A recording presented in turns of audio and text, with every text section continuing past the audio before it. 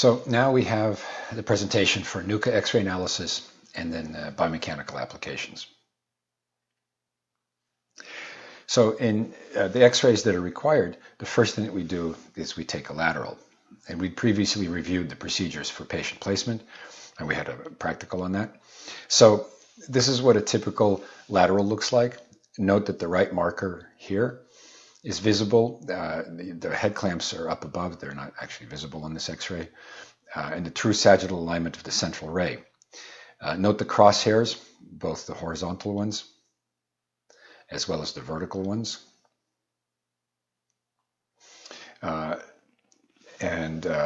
There's a marker placed at the center of the glabella, and then another marker in each of the intertragic notches is placed. And the fact that these don't line up is not significant. It could be misalignment in the ears or even placement, but at least it gives a reference for location. So this is a typical X-ray that you could see the cervicals. There's atlas, axis, C3, 4, 5, 6, 7. So they're all visible, and you can see that there isn't a lot of double imaging here. There's a little bit of magnification that occurs in the maxilla and sphenoid area, and that's just due to enlargement. It's not a alignment factor. So the first line that we draw is the S line. And this is what we call on the lateral a scalp film. There's two dots that are placed. The first is chosen at the inferior border of the posterior ring of atlas as it attaches to the lateral mass. So that's that point there. The second point really depends on what the inferior rim of the posterior arch looks like. But you want to be in a position that when you draw this line, that you're going to be looking basically with the arch descending in the frontal view. So this function then does the S line. In NUCA, because we allow patient movement in the sagittal plane in positioning for the nasium, we don't measure the angle from horizontal for the S line, but we rather measure where it intersects the facial bones. So here is, out of the textbook, a representation of what the S lines look like. And so the different S lines are represented. So S0 is considered through the tip of the nose, and that's along the hard palate. And then S3, for example, as a reference, goes through the inferior ocular rim. And in choosing an S line, regardless of how the atlas projects, if you have a patient with a lot of dental work that is not removable, like implants or crowns, especially in the frontal view, the molars may impact the visualization of the superior articulating surface of C2 or lateral masses in lower S lines. So, in those cases, some concession has to be made to take a higher S line in order to see it correctly. So NUCA allows the patient's neck to be flexed somewhat in cases where the patient has a dowager's hump, or if there's anterior weight bearing. Both of those situations will produce a line that's coming through here, for example, and then if a patient has a dowager's hump here, the X-ray, rather than penetrating perpendicular to the fat pad, now has to cut an oblique line through it, and transilluminating that much adipose tissue becomes problematic. And what you'll see on the X-ray in the nasium is kind of a hump, and so in that case, a patient is directed to lean back in the chair and actually put the neck in slight flexion in order to stretch out that. And then that way it lowers the angle of the tube relative to the dowager's hump, and it somewhat stretches out the cervical spine so you get a better view. Although this has to be done with care not to introduce a position artifact in terms of having the patient lean to one side or another during that. So this is what a typical nasium looks like. And you can see that you will go over what the acceptance criteria are. But C1 projects in the center, and you can see that these crosshairs, as I pointed out on the lateral, both the horizontal ones are right at the atlas, as are the head clamps. They should be right across from the transverse processes of C1. And then you can also see the vertical line here. So you get an assessment of what this patient's frontal plane looks like. So we look at the rotation of the cranium in terms of positioning. It's noted where the base of support is for the cervical spine, or C7, T1. And these are all factors that are part of the assessment. So recently, the Standards Committee has created a new standard. So what we do in terms of looking at patient rotation on the nasium is that when you look at the line of the inner diplo of the parietal bone, where it creates a shadow with the intersecting ocular rim on either side, those are points that are measured to the lateral edges of the temporal bone in a plane. And these numbers, when you measure them, the new standard is tolerance of 2 millimeters. And when that standard was done, I got nervous about that because it used to be 4 millimeters originally. And so I went back and looked at a sampling of my old films and was happy to see that, I met the standards even then, for quality. So the next line that we draw then, first line, is the APL, or the Atlas plane line. So when you look at the atlas, you trace the inferior rim of the posterior arch from medial to lateral. And as it approaches the lateral mass, you'll see a radiodensity, point that I've marked there. And the same thing with the other side. You follow it from medial to lateral, and that point ends up there. And each of those is marked, and then a line is drawn across it. In this program, it also puts a dot at the center, so you can reference where the dens is relative to that. And we measure that in any event, but this gives you a visual check. Now, when you look at how that arch looks, it's very important to not select, for example, where the transverse process joins. In some cases, those two are the same point, but not always. And so our standard is to always measure the arch from medial to lateral and choose those points on both sides. So the next line that we draw is the Atlas check line. The Atlas check line is not a misalignment factor, but it is simply used as a check to verify the placement of the Atlas plane line.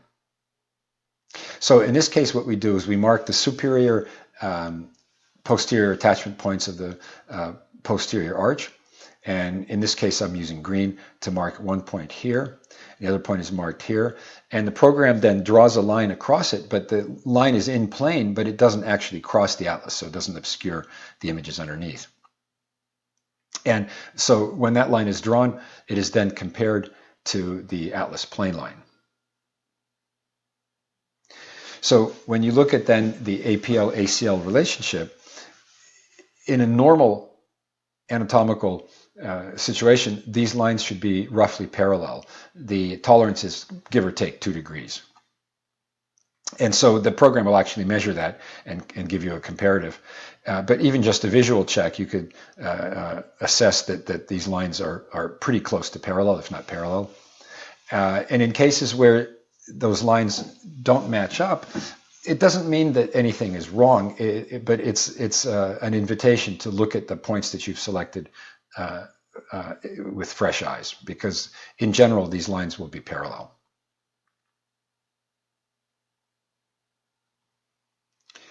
So the central skull line is the next point that we'll look at.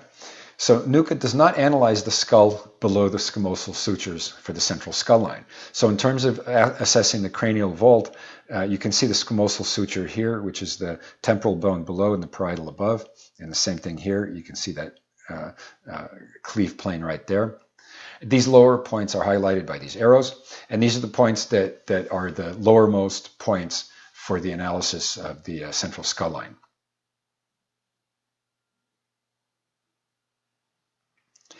So further then, when you follow the contour of the outer plate of the parietal superiorly, there's a point at which the parietals begin to break more sharply towards midline. And you can see that on this X-ray, it's a quite distinct form outline. And so these points are also highlighted. And so this would represent the upper limit of the analysis of the skull. And the way that we look at it is that this area here, within it contains the bulk of the cranium.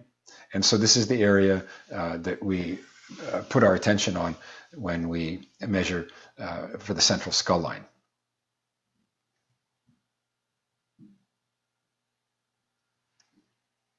So in this slide, we've brought up the cephalometer. So the cephalometer in the analog world was a template that represented a double pivot point triangulation system.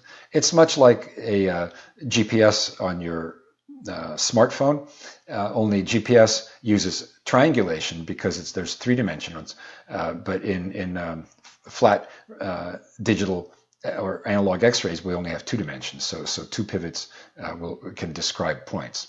So when this instrument is positioned, you can select the move button, and that moves the instrument up or down, right or left. There's a pivot that can be movable to any point. And then down below, it's not visualized here, but there's an actual rotation function. So when you set the pivot wherever, for example, in this spot here, and then you select the rotation, when you move the rotation, the instrument will pivot around this point.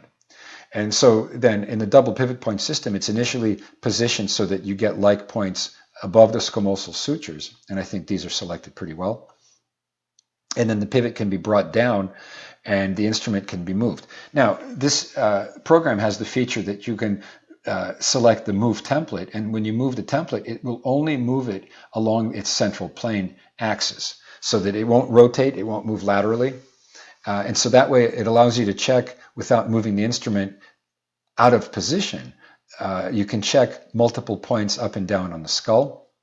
I also added a feature here that you can actually not only change the size of the cephalometer, but also the shape, and it changes shape symmetrically, so that for example, if you had a rounder skull, you can make these lines more round, and it'll be symmetrical on both sides. Or if you have an elongated skull, you can do the opposite and make these lines flatter. So, barring any abnormality, there isn't a skull that this instrument can't accommodate. So here, the lower points are symmetrical. So where this point is compared to this one is considered a good match. And so then when we go to the next image, here, what we've done is the instrument can be rotated. So now I've selected the pivot, and parietal points can be compared up and down by either selecting the adjust size and or moving the template up and down, and then the pivot and rotation function can be activated, and the cephalometer can be pivoted to make sure that the areas match over multiple runs.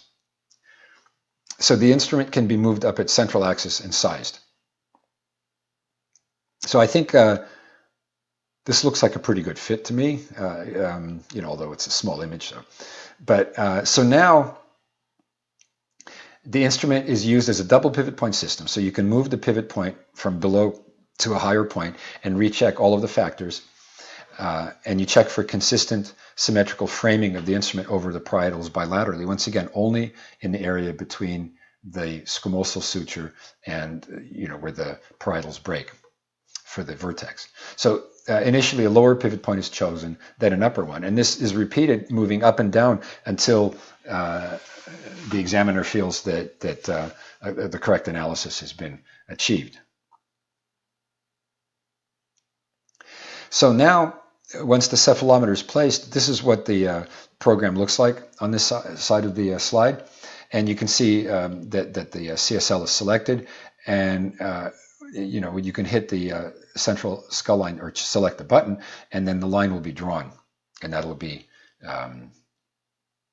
then the central skull line will be drawn.